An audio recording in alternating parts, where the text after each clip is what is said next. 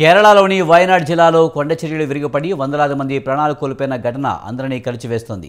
సహాయక చర్యల కోసం పలువురు సినీ తారలు ముందుకొచ్చి ఆపన్నహస్తం అందిస్తున్నారు.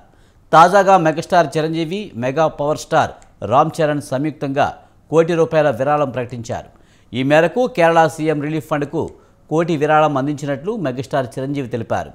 మృతుల కుటుంబాలకు సోషల్ మీడియా వేదికగా సానుభూతి తెలిపారు.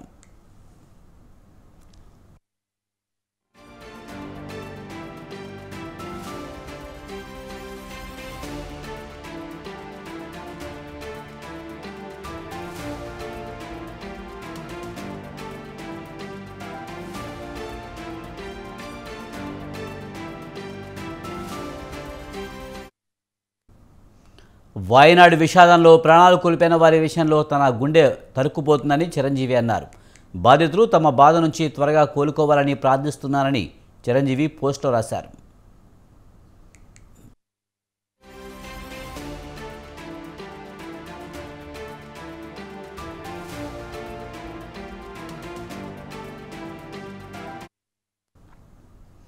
వయనాడ్ విషాద ఘటనపై స్పందించిన ఐకాన్ స్టార్ అల్లు అర్జున్ ₹25 లక్షల విరాళాన్ని ప్రకటించారు.